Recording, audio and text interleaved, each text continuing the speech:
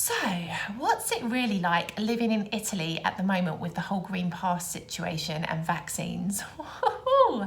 Well, shall we talk about it? So, the first thing I want to talk to you about is the vaccination situation. So, I've had to make notes because honestly, there is so much I need to share with you. Everything changes on a daily basis, pretty much.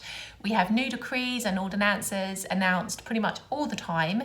So you constantly feel like you are trying to keep on top of what is happening and on top of the news. But I can confirm that at the time of filming, today's the 11th of January 2022, this is the current situation in Italy with regards to vaccinations. Let's begin with this. So a little bit controversial, but from later this week, I believe, those that are aged 50 plus will be forced to take the vaccine. It will become mandatory, and if people refuse, they will receive a €100 fine. Not sure how I feel about this. Of course, I am 100% pro-vax. In fact, I had my booster at the weekend, and I'm pro-vaccine because I think, yes, it's a risk. None of us know the implications that this vaccine might cause in years to come, but let's face it, we're living in an unprecedented situation and people were losing their lives on a mass scale. And so we didn't have time to wait for the perfect vaccine to be approved. We just didn't have that time with the amount of people losing their lives. So it was a risk I was willing to take because I recognise that I don't live in this world alone. And, it's not just for my own personal health, but it's for those that I come into contact with on a daily basis. So, that was my reasoning and rationale behind being pro-vax, and I recognise that it's an important step that we have to take so that we can try to contain and manage this situation, to stop people losing their lives and to try and regain some form of normality again, because constant closures and restrictions, they are so detrimental, not just for people's personal mental health, but also for young people and their education, for the economy, for businesses, for families. There are so many areas that are negatively impacted because of this situation. So that is my personal reasoning for getting the vaccine. Also, with regards to vaccines, those in certain professions, it is mandatory to have. So, for example, teachers, healthcare professionals, frontline workers. In Italy, it is mandatory that you are vaccinated. And also, in Italy, they offer the vaccine for children aged 5 years plus. Oh, I think that's so young, but yes, 5 years plus are now being offered the vaccine here in Italy. Now, compared to the UK, life is so different. So in the UK at the moment, there is not a mandatory requirement to receive the vaccine in any way, shape or form. It is being considered now for healthcare workers and frontline workers for this spring, but at the moment there isn't a mandatory requirement to receive the vaccine. It is just being recommended.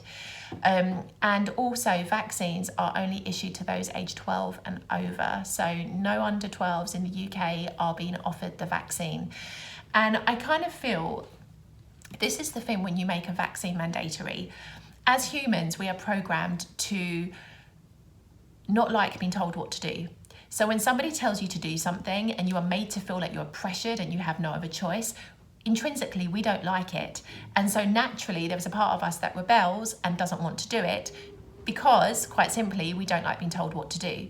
And so I think the UK have got it right in a way that they are highly recommending the benefits of receiving the vaccine, and they are presenting it in a way that people can understand why it's so important to receive it. But they aren't ramming it down people's throats. They aren't making people feel that they don't have a choice. Because I think this is the problem from a psychological point of view. If people feel like they don't have a choice, they don't want to receive it. They don't want to feel like they're in a dictatorship. And unfortunately, at the moment, there are sectors of the population here in Italy that regard living here as being like in a dictatorship, because people do not have the choice or the freedom of choice to be able to decide what to do about the vaccine. And I think where Italy perhaps have gone a little bit wrong with it is that instead of focusing more on the advantages and really trying to present the situation in a clear way and try to, dissolve the false stories and myths that have evolved on social media and the internet with regards to the dangers of the vaccine, they have come down very strong, very heavy-handed, and been like, you have to have it. So actually it has provoked in a lot of people a bit of a backlash. And so for this reason, we have arrived at this situation where there are a lot of people in Italy who are anti-vax, and yeah, it's created a bit of a division within the country. But as you can see in the UK, life is completely different. And this is another thing I can't understand with this whole situation, how every country has adopted a different way of dealing with it. I think, you know, this is something that affected us all globally, and why there couldn't have been like government bodies from every country that came together and formed like, I don't know, a committee or some sort of a group that met to discuss how they could in a uniform way deal with this situation. I don't know, because, you know, like if we could have all dealt with it in the same way, or at least followed a similar path, I think it would have evaded a lot of the confusion and stress that people have felt, because every country is adopting a different way to deal with essentially the same situation, which I cannot understand. And also with vaccines, for example, AstraZeneca is no longer administered in Italy. It was originally presented because it presented a higher risk of blood clots, and you know there was a real risk attached to it, but later on it emerged that maybe the decision was more political because they didn't receive enough of the supply of it, because it is still an active vaccine in the UK, for example. So yes, there's lots mixed into this that I think we will never really know the full truth about. So let's talk about the Green Pass then, because this is where things become very complicated here in Italy. So the Green Pass, if you do not know already, is the vaccination certificate that is approved EU-wide. And in Italy, it forms an integral part of what you can do on a day-to-day basis. So we have the normal Green Pass that was initially what was issued to those who were vaccinated, those who had recently recovered from COVID, or those who completed a negative COVID test. Now, this Green Pass is pretty much reduced to the most basic form of importance now. So you have this basic Green Pass now to be able to work. Now, it means that workers do not have to be forced to be vaccinated, although this is something that is being considered by the government here in Italy. At the moment, you have a choice. You can be unvaccinated, but you have to present a negative COVID test every couple of days to receive a new temporary Green Pass, and this enables you to continue to work here. Or again, you receive it through being vaccinated or having recently recovered from COVID.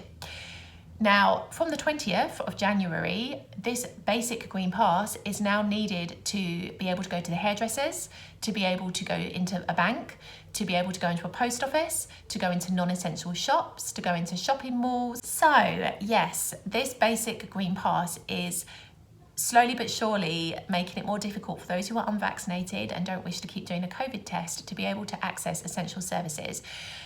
You will still be able to go into like supermarkets and into pharmacies without having any form of Green Pass, but everywhere else now you will be required to show a Green Pass in some shape or form. So let's talk then about the Super Green Pass. This is where we have these elevated levels of what is essentially the same thing. So the Super Green Pass, from the 1st of February, this will only be valid for 6 months from the date of your last vaccination, which is why there is this big drive at the moment for people to have the booster, because a lot of people took the second dose of the vaccine last year, and so the 6-month mark is going to rapidly approach. So this Green Pass can only be obtained by vaccination or by recently recovering from COVID. So if you are unvaccinated and you want to take a negative COVID test every time, you will not be issued with this particular Green Pass. This is exclusive for those who are vaccinated or have recovered from COVID itself. Now, this Super Green Pass is now a dominant feature in everyday life here in Italy. So from Monday of this week, yesterday, we now have to use it when we want to eat at restaurants, both inside and outside. This is where it's changed. If we want to drink coffee standing up at the bar or sitting down, we need to have this Super Green Pass. If we want to use forms of public transport, we have to have this Super Green Pass. If we want to attend a cinema, theatre, gym, we need this Super Green Pass. And also if we want to visit museums, we need the Super Green Pass. So there is a huge percentage and chunk of our lives that requires the use of this Super Green Pass now from as of this week. We have the use of masks. So currently in all of Italy, we have to wear the masks outdoors. And we have a special type of mask, FFP2, which is the mask that looks like a beak, that is now a requirement for all of Italy to wear in schools, on public transport, cinemas, sporting events and theatres. So for this we have lots to think about and lots to consider when we want to just live our everyday lives. And I wanted to talk about this today because it's just so surprising how different it can vary from one country to another. And I think it's an important thing to talk about at this time because life here can be quite stressful at the moment, especially if you're not sure what is happening, what the latest restrictions are, what you're allowed to do and what you can't do. But this is essentially how our life is here at the moment in Italy. Now, obviously things continue to change and evolve, and who knows what new decrees or ordinances may be announced by the time you watch this video, but essentially this is how it is. And I think what can also make it confusing is every region can issue its own ordinances, if you like. So there was recently an ordinance issued from our region's president who wanted to keep the schools closed until the end of January, but the government overruled it because it's considered to be that we need to at least try to maintain the opening of the schools during this time. So it's very easy to be confused during this time, but I wanted to share this video just to give you an idea of what life is like in Italy, because I feel like you need a manual at the moment to be able to navigate your way around life. But let me know what you think. What's life like in your country, where you're living at the moment? How are you finding the restrictions, the vaccinations, all of this? This video isn't meant to spark a pro or anti-vax debate. It's purely to give you an idea of what life is like at the moment. So I'd be really interested to know what life is like in your country. Comment below, let me know, and I will see you in the next video.